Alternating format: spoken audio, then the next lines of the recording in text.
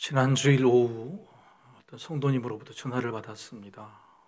주일에 전화가 잘 안 걸려오는데 깜짝 놀라서 받았더니 목사님 오늘 당직이어서 온라인 예배를 드렸는데 온라인 예배를 2번이나 드렸습니다. 그때 왜 전화하셨습니까? 그랬더니 수십 년을 믿었는데 모태신앙인데 오늘 주님을 다시 만난 것 같습니다. 이렇게 고백을 하는 거예요. 왜 그렇습니까? 했더니 오늘 십자가를 보면서 그동안에 들었던 생각과 다른 생각이 들었다는 거예요. 그동안에 들었던 생각이 뭐냐? 주님이 나를 위해 죽으셨구나. 주님이 나를 위해 죽으셨구나 하는 그 생각을 늘 하고 살았는데 오늘은 그게 달리 보이더랍니다. 내가 죽어야 하는데, 내가 저 십자가에 달려야 하는데 이런 생각이 자꾸 들더라는 거예요. 그게 너무너무 큰 은혜가 됐다는 겁니다. 같은 말이지만 전혀 다른 말이죠. 구경하는 믿음과 참여하는 믿음의 차이, 내가 받았다는 믿음과 드리려는 믿음의 차이, 식은 믿음과 뜨거운 믿음의 차이죠. 지진으로 흔들리는 집의 기둥을 두 아들을 둔 아버지가 온몸으로 바치고 있습니다. 그런데 그 두 아들의 태도가 사뭇 다릅니다. 한 아들은 아버지가 우리를 살리시는구나 하고 먼저 집 밖으로 피하고, 다른 아들은 피하기는커녕 아버지 옆으로 가서 발을 동동 구르고 있습니다. 물론 아버지는 뭐 하고 있어? 너도 빨리 집 밖으로 나가. 그게 당연하고 맞는 일이죠. 차마 떨어지지 않는 발걸음을 재촉하고 억지로 뗍니다. 결국 아버지는 두 자녀가 다 나간 다음에 무너진 지붕에 깔려 죽고 말죠. 예수님 이야기 같지 않습니까? 우리는 그의 아들 같고, 우리는 어떤 아들일까요? 어떤 아들이 되어서 예수님께, 하나님께 우리가 조그만 위로, 조그만 보람을 드릴 수 있을까?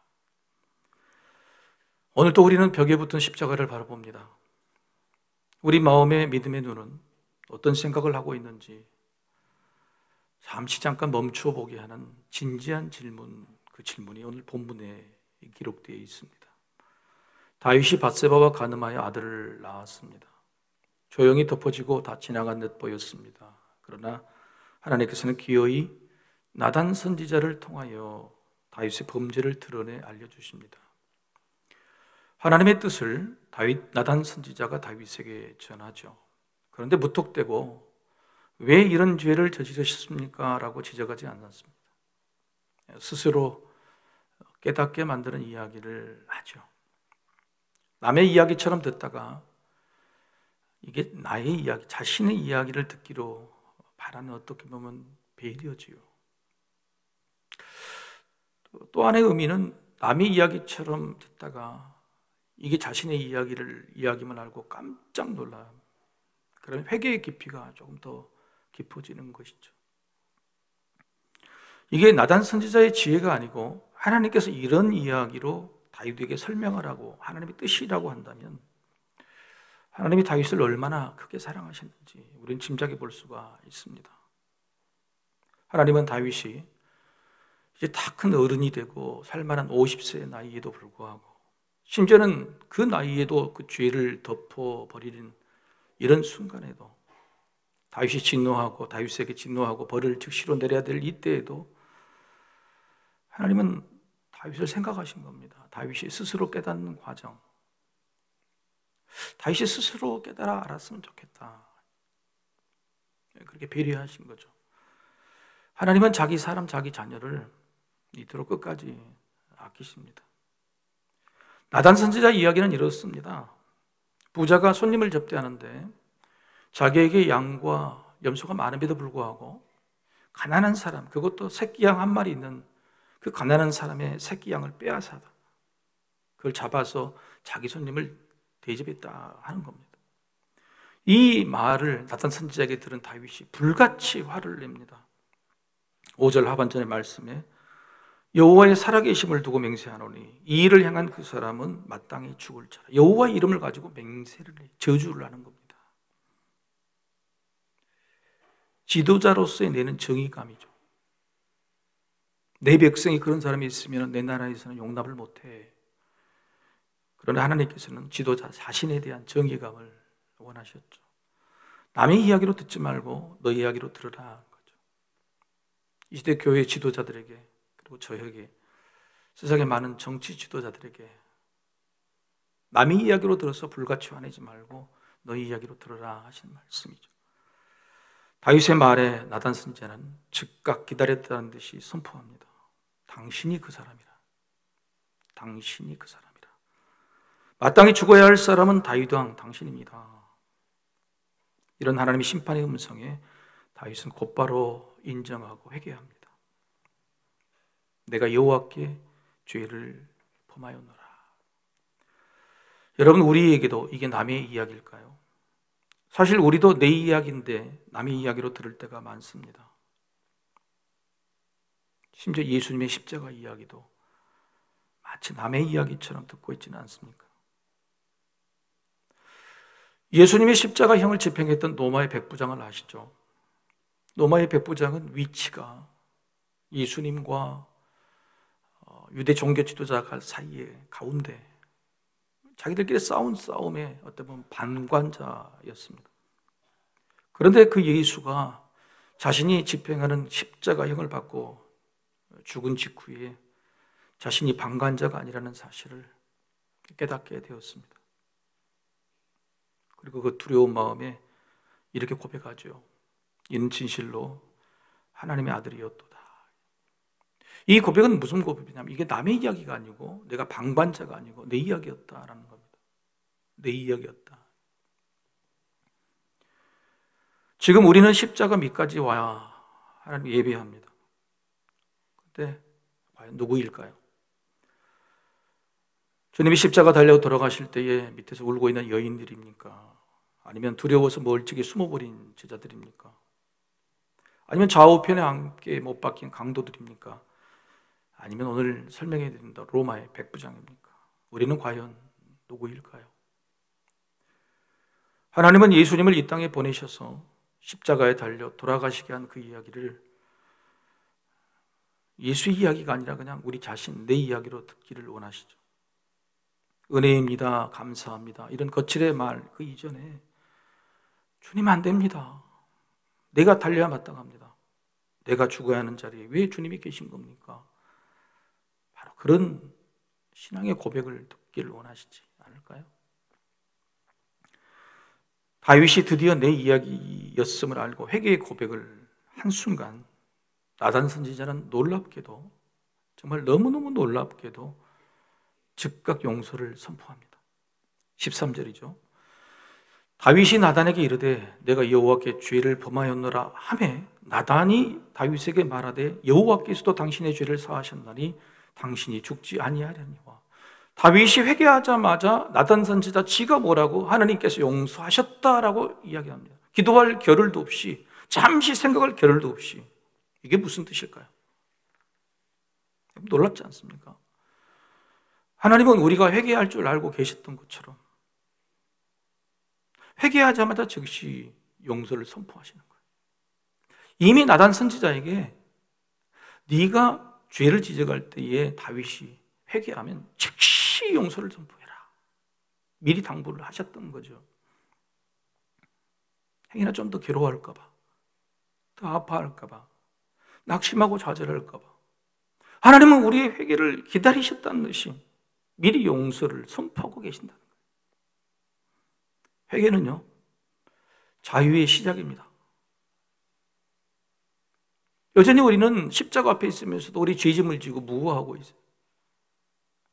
자유롭지가 못해요. 회개는 그 자유의 시작입니다. 회개는 복의 전환입니다. 힘들고 어렵습니다. 문제가 풀리지 않습니다. 그 복을 받고 싶으면 회개하십시오. 회개는 복으로 바뀌는 전환점입니다. 회개는 관계 회복입니다. 제가 제 아버지와 관계를 회복했을 때에 그 다음부터는 하나님께서 모든 관계를 다 풀어주셨어요. 아버지 앞에 회개하는, 회개는 관계 회복이에요. 회개는 그냥 새로운 삶입니다. 새로운 삶이 열리는 거예요. 이미 용서를 준비하고 계시는 하나님의 사랑은 우리의 회개로 그 문을 열어주시는 거예요. 그 문이 열리는 겁니다. 우리의 회개로 하나님의 용서가, 하나님의 회복이, 하나님의 축복이 간절히 바라던 그것들이 열리게 되는 겁니다. 사랑하는 성도 여러분, 복을 받고 싶다면, 문제를 풀고 싶다면, 무엇보다도 자유하고 싶다면 회개로 여시고 회개로 푸시기를 주의 이름으로 간절히 부탁합니다. 그런데 그 다음 이야기가 참 이상하게 흘러갑니다. 용서하셨다고 하는데 용서가 아닌 것 같습니다. 14절 말씀이죠. 바로 이어진 13절의 이어진 말. 이 일로 말미암아 여호와의 원수가 크게 비방할 거리를 얻게 하였으니 당신이 낳은 아이가 반드시 죽으리이다 하고. 여러분, 용서하신다고 하시는데 이어서 네 아들은 죽는다. 여러분, 이게 용서입니까? 다윗은 죽지 않고 네 아들이 죽는다. 이게 용서입니까? 아들이 무슨 죄가 있어요? 아들이 뭘 알아요? 이제 1살도 안 됐는데. 그것도 아버지가 지은 죄를 아들이 받는다? 그러면 그 모습을 보고 있는 아버지가 과연 나는 용서받았다고 생각이 되겠습니까? 더 아프죠? 왜 하나님이 이렇게 하시는 거예요? 용서하신다고 해놓고 왜 용서가 아닌 짓을 합니까? 용서가 아닌 일을 하시는 거예요. 왜요? 여러분, 10년 전에 마늘밭에 묻어진 그 지폐 돈 수백억 그거 사건 아세요? 네. 불법 도박 자금을 어마어마하게 벌었는데 그 돈 몇백억을 마늘밭에다가 묻어놓은. 그리고 그걸 안 사람들이 몰래 이렇게 꺼내 가다가 들켜버린 거예요. 결국 그 범죄자는 잡혀서 감옥에 갔. 그런데 이 범죄 결과가 뭐냐면 아직도 60억을 못 찾았다. 그랬더니 전국에서 그 동네 마늘밭을 다 뒤지기 시작한 거예요. 전부 다 사람들이 와가지고. 2부 때는 그러다 어떤 분이 어디요? 나도 가게. 그러더라고요. 그래서 김제입니다. 김제. 가까우니 갔다 오시라고. 아직도 못 찾았다. 아직도 못 찾았다.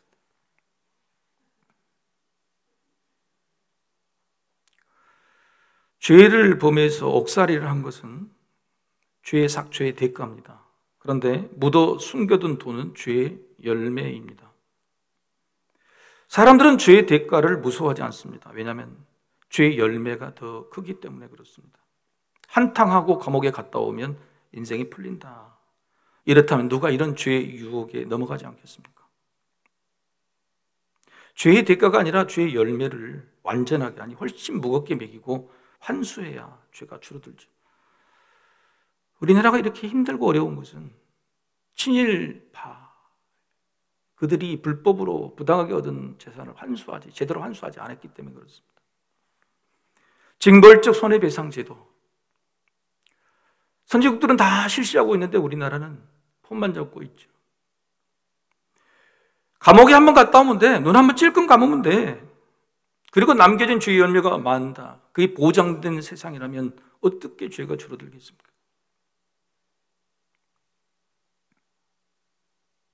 세상에 늘 죄가 반복되는 이유가 그거죠. 하나님께서는 다윗에게 다윗의 언약이라는 걸 해주셨어요. 내가 영원토록 네 가문을 내가 지켜주겠다. 아무리 죄를 지어도 멸망하지는 않게 하겠다. 이렇게 죄의 대가도 봐주셨습니다. 그런데 죄의 열매마저 거두시지 않는다면 백성들의 일을 보고 어떤 마음이 들겠습니까? 하나님께서 다윗을 용서하신다고 해놓고 다윗의 아들을 죽이신 것은 죄의 대가를 치르게 하신 것이 아니라 죄의 열매를 거두신 것입니다. 그 이유가 방금 읽으신 14절에 기록이 되어 있죠. 여호와의 원수가 크게 비방할 거리를 얻게 하였으니. 다윗의 죄가 사탄에게 빌미를 제공한 겁니다. 여러분, 욥을 아시죠? 하나님이 욥을 너무너무 자랑스러워하셨어요. 그래서 사탄에게 야, 내 종 욥을 보았느냐? 의인 중에 의인이다. 내가 너무너무 사랑하는 자야. 사탄이 시기 질투를 해서 내가 한번 유혹해 볼까요? 자, 그렇다면 여러분, 하나님과 마음이 합한 다윗은 사탄에게 하나님이 자랑하셨을까요? 안 하셨을까요? 욥도 자랑했는데 다윗은 더 자랑하셨을 겁니다. 사탄아, 다윗 봤냐? 다윗 봤어? 봐라, 이런 우여곡절 가운데 나만을 섬기면 위대한, 그래서 내가 다윗에게 약속을 했다. 위대한 약속을 해. 너는 결코 멸망하지 않을 거라고. 너도 한번 가서 봐라. 그렇게 칭찬하고 자랑을 했는데 다윗에게 발등을 지켜버린 겁니다. 사탄이 뭐라 그러겠어요? 하나님, 다윗이 그렇게 잘한다며요. 다윗이 위대하다며요. 약속도 해주셨다면서요. 참 대단하시네요. 사탄이 하나님을 공격할, 비방할 거리를 준 거예요. 여러분, 이뿐만이 아니에요. 다윗의 범죄는 비방거리 정도가 아니라 회방거리가 됐습니다. 한 나라의 왕이 이런 극악한 죄를 저지르고도 용서를 받았다면, 유부녀를 간음하고 그의 남편, 그것도 충신을 나서 살인을 했다면, 여러분, 하나님의 법이 온 백성에게 제대로 설 수 있겠습니까? 사탄이 백성들의 죄를 부추길 명분을 준 거죠. 봐라, 하나님 봐라. 너희들이 원하는 공정하다고 하는 하나님이 왕은 봐주더라야? 왕의 죄를 봐주는데 너희들도 괜찮아요, 죄 지어도. 하나님의 나라를 하나님의 공의로 세우실 명분이 사라져버리는 거예요. 회방거리가 된 겁니다. 하나님은 딜레마에 빠지셨습니다. 다윗에게는 어떤 일이 있어도 죽이지 않겠다는 약속을 지켜야 했지만, 또 하나님 나라를 하나님의 법으로 잘 세워야 될 그런 딜레마에 빠지셨죠. 하나님은 택하셨죠. 다윗의 일을 제대로 처리하셔야 되겠다, 해야 되겠다. 왕일제라도 백성처럼 공평하고 공정하게 대하신다는 점을 일부러라도 보여주셔야만 했던 것입니다. 그래서 선택하신 방법이 죄의 대가가 아니라 죄의 열매를 거두신 것이죠. 다윗도 이런 하나님의 마음을 10분 헤아리고 받아들였습니다. 정말 아이가 1살이 되기 전에 병이 들었습니다. 너무 죽을 병이 되고 앓는 거죠. 다윗은 얼마나 아버지로 마음이 아프겠습니까? 그래서 금식을 시작합니다. 그리고 하나님께 간절히 살려달라고 기도하죠. 그런데 일주일 만에 신하대 뒤에서 그냥 수군대는 겁니다. 무슨 일이냐? 그렇게 묻지도 않고 아이가 죽었느냐 이렇게 묻습니다. 아이가 죽었습니다. 그러자마자 다윗이 놀랍게도 금식했던 모습을 다 훌훌 털고, 그리고 나서 옷을 갈아입자마자 제일 먼저 한 일이 하나님께 가서 예배합니다. 경배합니다. 제사를 드려요. 그리고 왕궁으로 와서 평상시처럼 밥상을 차려달라고 밥을 먹습니다. 신하들이 볼 때는 너무 이상해요. 눈치만 슬슬 보고 있다가 물었겠죠. 왕이요, 속상하지 않으십니까? 하나님이 원망스럽지 않으십니까? 용서해 주신다면서요. 용서해 주신다고 하셨는데 왜 아들을 죽이시는 겁니까?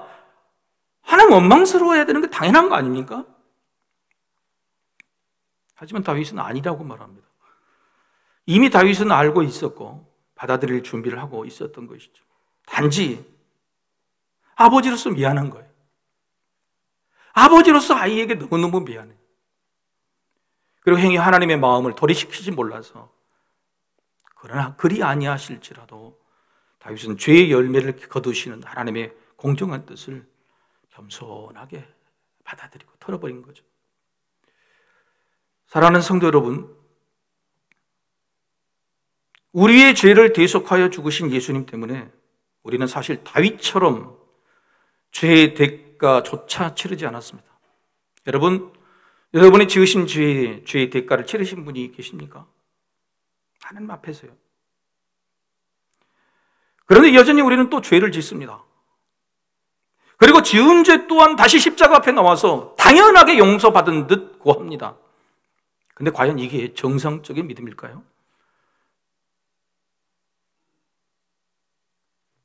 우리가 죄를 반복한 이유는 죄에 대한 대가를 치르지 않아서기도 하지만 죄로 인한 열매가 우리에게 유익으로 남기 때문입니다. 욕 한번 얻어먹고 말지, 눈 한번 감아버리면 된다. 어떻게 얻은 열매인데 이걸 포기해요? 이렇게 지킨 죄의 열매가 돈이라면, 지위라면, 성공이라면, 행복이라면 과연 그게 우리를 행복하게 만들까요? 한국교회, 하나님께서 주신 놀라운 그 축복, 그러나 죄를 짓고 교회를 세습하고 지도자들이 타락하고 세상의 욕을 얻어먹으면서 눈 한번 질끔 감으면 되지, 세상 사람도 그럼 욕하고 지나갈 거야, 그렇게 쌓아올린 주의 열매를 회개하지 않고 정산하지 아니하고 덮어버리는 그들이 누린 한국교회 열매들이 과연 교회를 성장하고 부흥시키고 행복하고 평안하게 만들까요? 노예와 총회를 보면 눈물이 납니다. 주의 열매를 여전히 지키고 급하게 지키기를 원하는 저들, 우리라도 안 그래야 되겠다. 여러분, 달란트 비유에서 한 달란트 받은 종의 이야기를 자주 들려드렸죠. 한 달란트 받은 종은요, 게을고 일하지 않아서 땅에 묻어두었다가 다시 주인에게 내놓습니다. 그럴 때 주인이 벌을 내리죠. 영벌, 지옥에 간다 벌입니다. 죄의 대가를 치르게 만들죠. 그런데 죄의 대가에 끝났습니까? 그렇지 않습니다. 네가 가진 한 달란트를 빼앗아서 남에게 줍니다. 죄의 열매를 반드시 회수하시는 겁니다. 여러분, 이게 예수님의 말씀뿐만 아니라 하나님께서 세우신 법칙이었어요. 오늘 다윗도 은연중에 고백합니다. 나단 선지자가 하는 이야기를 통해서 저렇게 나쁜 놈은 죽어야 된다라는 것, 죄의 대가를 선포하는 것이고, 그리고 이어서 하는 말이 뭐냐면 4배로 보상해야 된다. 이게 바로 죄의 열매를 거두어야 된다고 스스로 다윗이 고백하고 있는 거예요. 그 다윗에게 나단 선지자, 그건 너의 이야기하는 거예요. 여러분, 4배의 보상이 뭡니까? 4배의 보상. 죄의 열매만큼, 손해를 끼친 만큼 가져가시는 게 아니에요. 손해를 끼친 것보다도 4배를 가져가시는 겁니다. 소가 되면 5배입니다. 행여남아일 수 있는 죄의 열매를 전부 다 가져가시겠다는 하나님의 각오의 표현이 바로 이 율법이에요. 여러분, 반면에 세리장 삭개오를 아시죠? 그런 자기 주위에서 늘 마음의 양심의 가책이 있었어요. 예수님을 바라볼 수 없고 이웃들에게 왕따를 당했죠. 멀찌감치 기도자 가서 뽕나무에 올라와 있는데 예수님 부르십니다. 삭개오야, 오늘 너희 집에 가야 되겠다. 그 말씀 한마디에 삭개오는 모든 것이 무너지고 위로를 받습니다. 집에 모시자마자 그런 회개의 결단을 해요. 근데 그의 회개의 결단이 놀랍습니다. 내가 누구의 것을 속여 빼앗은 것은 4배로 갚겠습니다. 4배로 갚겠다. 죄의 대가를 치르겠다는 거죠. 근데 그 정도가 아닙니다. 그 다음에 한 말이 뭐냐면, 내가 하도 죄를 많이 지어서 기억도 조차도 나지 않습니다. 누구에게 4배를 갚아야 될지도 알지 못하겠습니다. 그래서 내 재산의 절반을 내어놓겠습니다. 내 재산의 절반을 힘들고 어렵고 가난한 이웃들에게 내어놓겠습니다. 철저하게 죄의 열매를 청산하고자 하는 의지를 보입니다. 하나님, 예수님께서는 그 삭개오를 기뻐 받으시고 그에게 구원을 선포하고 그를 죄인이라고 꾸중하는 모든 사람들 앞에서 참 자유를 허락하셨죠. 여러분, 죄의 열매를 정산하면 마음이 평안해집니다. 죄의 열매를 포기하면 더 귀한 것을 얻게 됩니다. 바로 그것을 하나님께서 오늘 또 보여주셨어요. 다윗을 향한 하나님의 계획이 여기 끝이 아니에요. 죄의 열매까지도 싹싹 거두어들이시고 그렇게 끝난다면 하나님은 그저 두려운 하나님, 인정사정 없는 하나님, 어떻게 그 하나님을 우리가 아버지라고 부를 수 있겠어요? 그러나 하나님은 후히 주시는 분이에요. 사람의 계산을 뛰어넘는 분이에요. 애굽 땅 우상의 땅으로 아무리 기근이 들어도 가지 말라고 이삭에게 말해요. 이삭은 그 자리에 멈춥니다. 자기 고향 땅인 그 자리에 멈춰요. 그런데 그 해에 기근이 들었던 그곳에 100배의 열매를 하나님 허락하세요.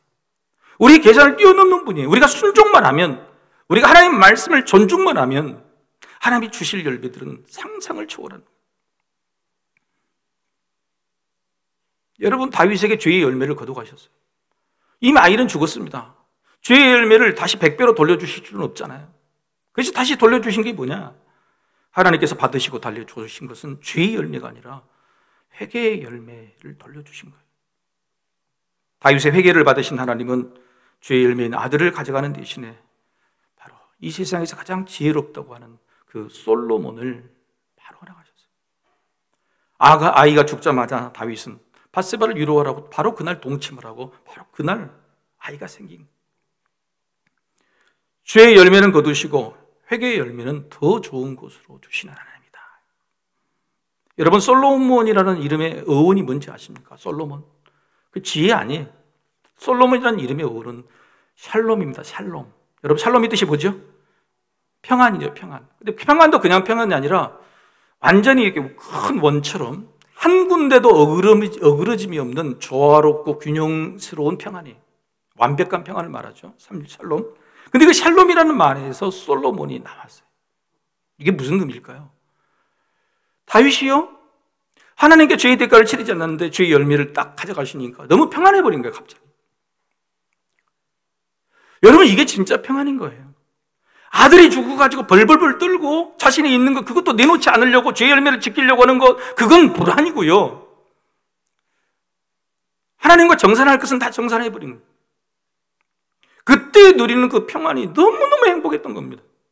그런데 하나님께서 그 평안 위에 아들을 주셨어요. 그 아들의 이름을 평안이라고 짓는 것은 당연한 거예요. 하나님께서는 다윗이요, 자신을 좀 원망이라도 할 줄 알았어요. 그런데 원망이 아니라 하나님 오히려 감사합니다. 내 마음이 평안해졌습니다. 그렇게 고백하는 마음으로 하나님이 주신 아들의 이름을 평안이라고 지을 때 하나님은 그 마음을 너무 기쁘게 받으셨어요. 네가 나를 원망할 줄 알았는데, 행여 죄의 열매를 아까워서 부들부들 떨지 않았는데 오히려 다 내려놓고 평안하다. 고맙다. 고맙다, 다윗아.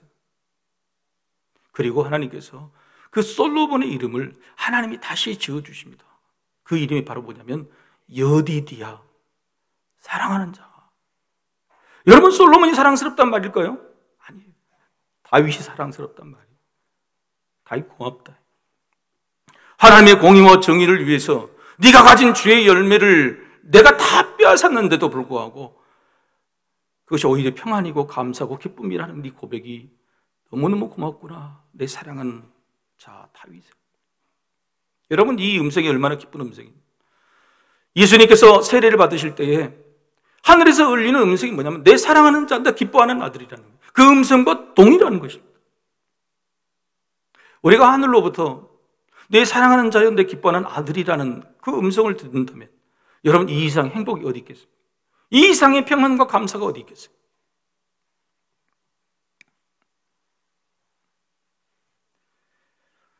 이런 하나님의 마음을 안, 그리고 아버지로부터 배운 그 회개의 열매 솔로몬, 회개의 열매 솔로몬요, 훗날 자신의 기록물 책에서 이렇게 기록을 합니다. 잠언 3장 12절의 말씀 같이 한번 읽어보실까요? 대저 여호와께서 그 사랑하시는 자를 징계하시기를 마치 아비가 그 기뻐하는 아들을 징계한 같이 하시느니라. 징계하더라도 기뻐하는 아들이다. 그게 사랑이다. 사랑하는 성도 여러분, 혹시 하나님이 여러분에게 매를 때리셨습니까? 여러분을 아프게 하시고 여러분의 것을 빼앗아 가시고 그리고 여러분을 지금 넘어지게 하셨습니까? 여러분, 그것은 아버지의 사랑이에요. 내 기뻐하는 자에게 주는 아버지의 사랑, 아니 더 큰 것으로 주시려는 하나님의 계획이에요. 사랑하는 성도 여러분, 행여 하나님께 회초리를 맞고 매를 맞더라도, 오늘 한국교회 주시는 회초리를 매를 맞더라도 우리는 우리 가진 죄의 열매에 욕심내서는 안 돼요. 내려놔야 돼요. 회개해야 돼요. 청산해야 돼요. 그럴 때 하나님께서 한국교회에 놀라운 회개의 열매를 주실 거예요. 사랑하는 성도 여러분, 십자가 앞에서 여러분의 죄짐이 풀렸습니까? 늘 보는 십자가 앞에 우리 죄를 회개하지만 정말 그 죄짐이 풀려 여러분 자유로우십니까? 오늘 우리는 무엇을 주고 있을까? 무엇을 향해 고백하고 있을까? 하나님이 이런 마음을 아는 솔로몬처럼 그렇게 하나님께 우리의 모든 것들을 내려놓게 된다면 하나님 우리를 찾아오셔서 여디디야, 여디디야, 나의 사랑하는 자, 이렇게 말씀해 주실 줄로 믿습니다. 우리 다 같이 일어나셔서 우리 하나님을 찬양하겠습니다.